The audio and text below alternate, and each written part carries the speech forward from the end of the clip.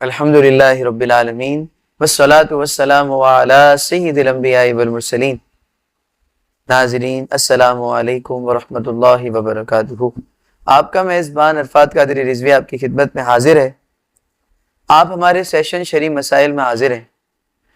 پچھلا سوال جو ہماری ویڈیو میں ہوا تھا وہ اس حوالے سے تھا کہ یا رسول اللہ کہنا احادیث کریمہ کی روشنی میں کہاں سے ثابت ہے۔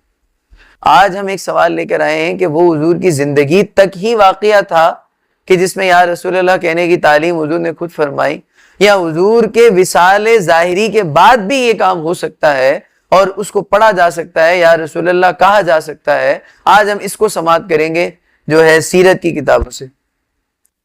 تو اس کا جواب یہ ہے کہ بالکل کہا جا سکتا ہے، اور کئی واقعات بڑے پڑے ہیں، لیکن ایک مشہور واقعہ جو کئی کتابوں سے ثابت ہے، سیرت کی کئی کتابوں میں موجود ہے، وہ آپ کے سامنے میں رکھتا ہوں۔ حضرت سلیمان بن احمد طبرانی اپنی کتاب میں فرماتے ہیں کہ حضرت عثمان بن حنیف رضی اللہ تعالیٰ عنہ سے نقل کیا، کہتے ہیں ایک شخص اپنی کسی حاجت کے لیے حضرت عثمان غنی رضی اللہ تعالیٰ عنہ کے پاس جاتا، ان کے دور خلافت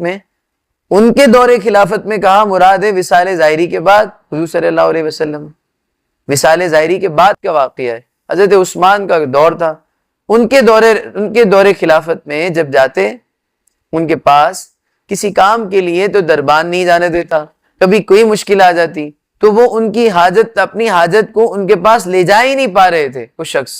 حضرت عثمان بن حنیف کے پاس جب وہ آئے، حضرت عثمان بن حنیف کہتے ہیں میں آپ کو ایک طریقہ بتاتا ہوں، آپ وضو کریں، 2 رکعت نماز پڑھیں، اور پھر حضور کی بارگاہ میں، اللہ تعالیٰ کی بارگاہ میں حضور کا وسیلہ دے کر اس طرح دعا کریں۔ دعا کیا سکھائی؟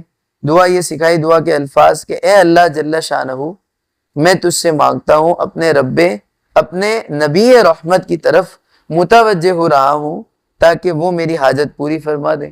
اور وہ پوری دعا آپ نے سنائی، حضرت عثمان بن حنیف نے پوری دعا سکھائی، اللہم انی اسألوک واتوجہ الیک بمحمد نبی رحمہ صلی اللہ علیہ وسلم، یا محمد، یا رسول اللہ صلی اللہ علیہ وسلم، انی قد توجہت بک الی ربی فی حاجتی ہذہ لتقضی لی اللہم فشفعہ فی۔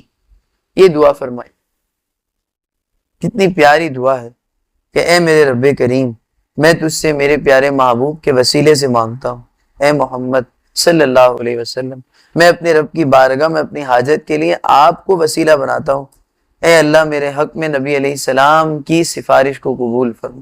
کتنی پیاری دعا ہے، اللہ تبارک و تعالی ہمیں اس دعا کو یاد کرنے کی توفیق دے۔ آگے کہتے ہیں کہ حضرت عثمان بن حنیف نے ان کو بتایا، انہوں نے یہ پورا عمل کیا۔ اس کے بعد جیسے ہی حضرت عثمان غنی کی بارگاہ میں حاضر ہوئے رضی اللہ تعالیٰ عنہ کی بارگاہ میں، دربان نے روکا ہی نہیں، گئے اندر تو حضرت عثمان غنی رضی اللہ تعالیٰ عنہ نے فرمایا، اپنی جگہ پر بٹھایا اور فرمایا کیا آپ کی حاجت سنی، پوری کی۔ آئندہ کے لیے فرمایا کوئی بھی حاجت ہو آپ ڈائریکٹ میرے پاس آ جائیں، آپ کی حاجت پوری ہو جائے گی۔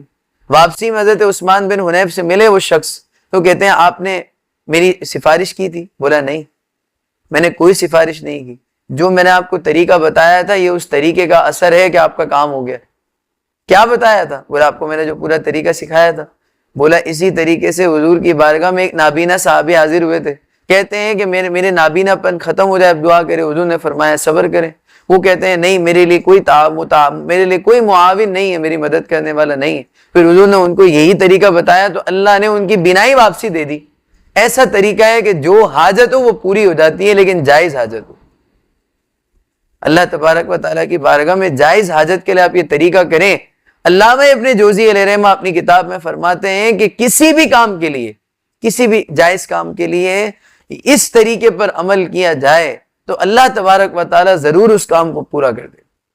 اللہ تبارک و تعالیٰ سے دعا ہے کہ اللہ تبارک و تعالیٰ ہمیں حضور کی سیرت سے، ہم نے آج یہ سیکھا کہ حضور کے ظاہری جانے وصال کے بعد بھی، آپ کے ظاہری وصال فرمانے کے بعد بھی یہ عمل جاری ہے، قیامت تک کے مسلمانوں کے لیے اجازت ہے اس عمل کو کریں اور اپنی حاجت کو اللہ کی بارگاہ میں حضور کے وسیلے سے پیش کریں۔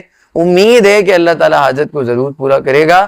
آمین بجائے نبی الامین صلی اللہ علیہ وسلم، وما علینا الا البلاغ المبین۔ انشاءاللہ نیکسٹ سیشن میں آپ کے سامنے ہم ایک نئے سوال کے ساتھ حاضر ہوں گے۔ جب تک کے لیے الوداع، السلام علیکم ورحمۃ اللہ وبرکاتہ۔